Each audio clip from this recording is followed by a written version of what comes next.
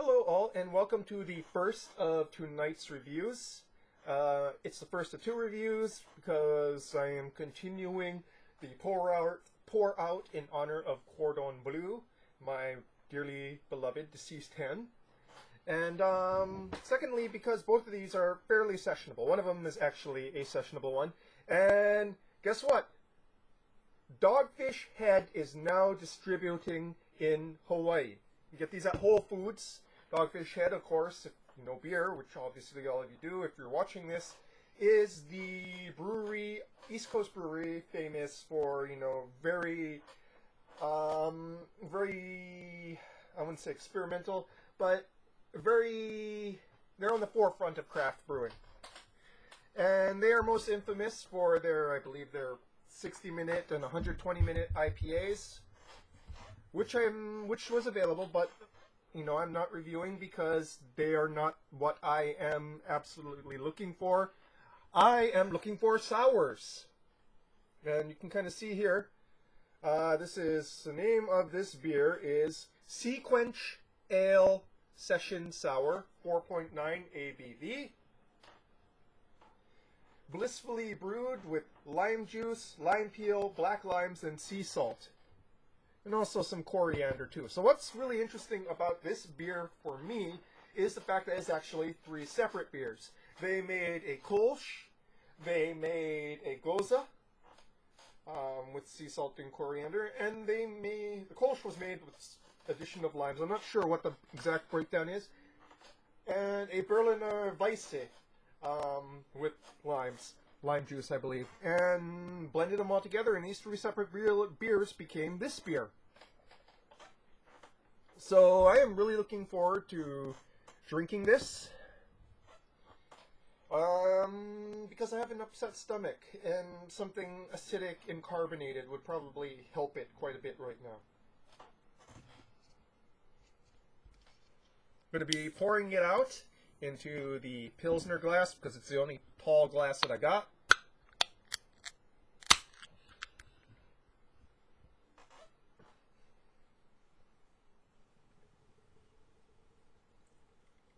Will I review the Dogfish Head IPAs? Maybe in the future. Like I said, I'm going to be taking a break soon. So, a cloudy, bright yellow, very nicely carbonated, and as you can see, it's very difficult for me to clean the bottom of my Pilsner glass well by the amount of stuck carbonation, and a fizzy to frothy white head. It is redolent of wheaten funk, sea salt, coriander, and oddly enough, the lime is pretty muted. It's sort of subtly hidden amongst the more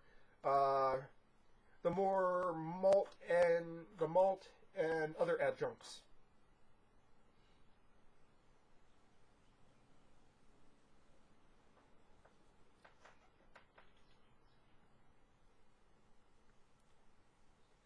Deeply refreshing.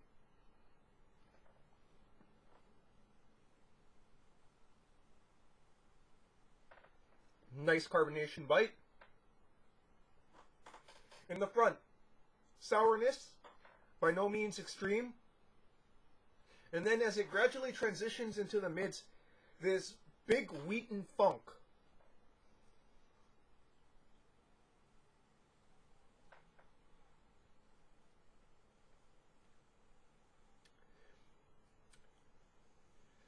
Just a slight zestiness without any rindy bitterness.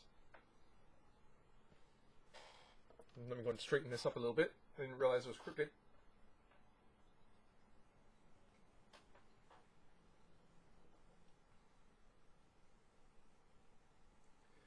Coriander is really much a top note there, very big, especially in the mid palate.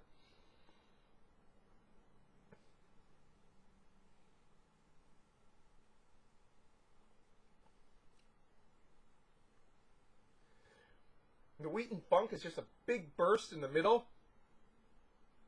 and then quiets down quite a bit into the long-lasting finish, sort of remains on the palate there.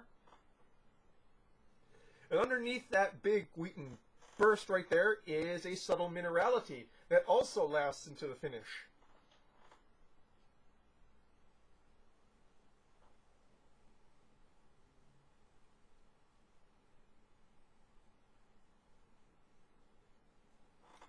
There's also a juiciness in the finish as well, lime juiciness.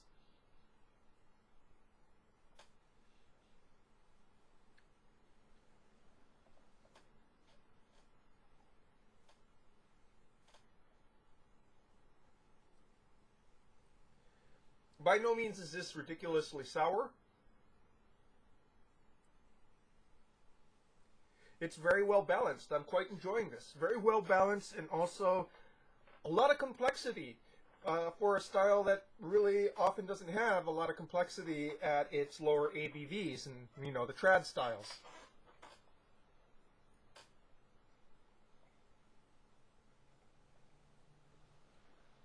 I'm loving that big wheaten burst in the middle. It's pretty rare that you have the malts show up so spectacularly in a sour.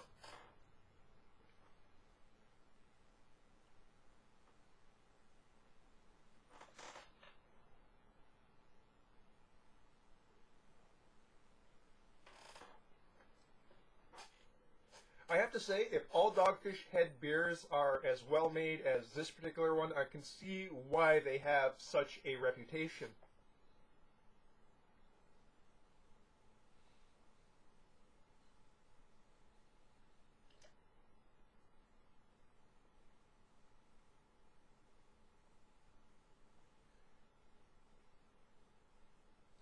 And some almost imperceptible sweet notes are starting to appear as it warms up just a little bit. Ever so slightly around the fringes of the sourness and the minerality. You know, just ever so perceptibly. Excuse me, this is very well carbonated. And also, too, like I said, I had an upset stomach, so it's actually helping quite a bit to settle it down at this point.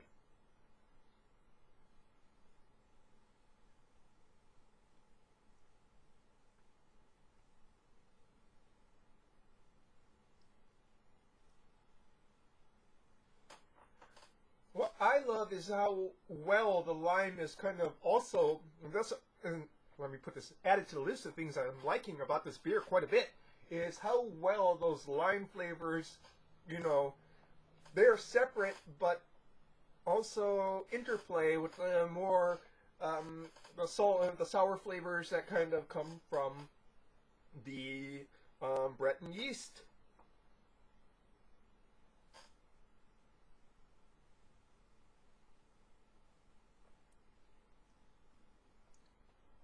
It's a kettle sour, but it doesn't have that sort of sweet tarts flavor, and I am thinking that is because of the 1/3 edition of the Kolsch kind of balances it out. You know, I'm not sure if it's lowering the pH or raising gravity, but it's doing something to kind of remove that really telltale kettle sour taste to it.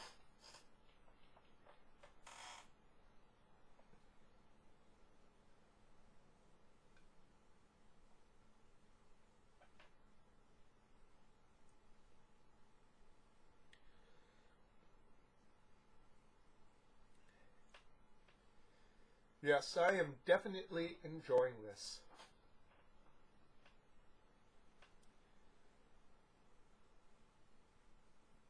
Well,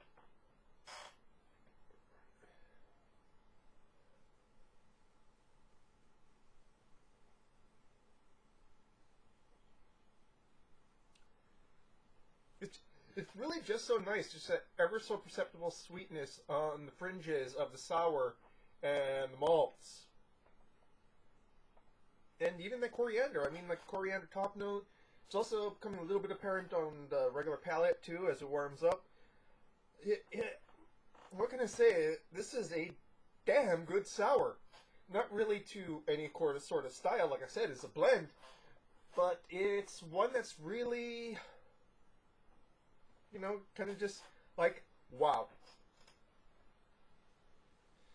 And, yeah, so, SeaQuench Ale Session Sour from Dogfish Head. Definitely give this one a shot if you can. Excuse me. Excuse me again. Definitely give this one a shot if you can.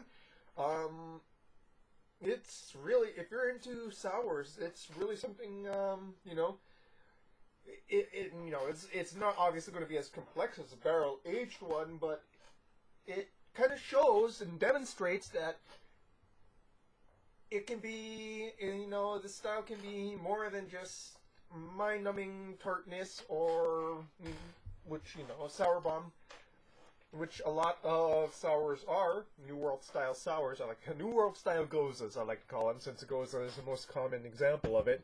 Though there are Berliner Weisses too, and it's yeah, well balanced, not a traditional style, but yeah, just give this one a shot. I mean, I'm really well chuffed by this one. It's a session ale, and you know, it's always great to have a session ale that is really, really complex.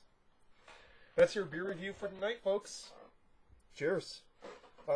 See you in a few. I'm going to go and finish this off, clean the glasses, and queue up the next one.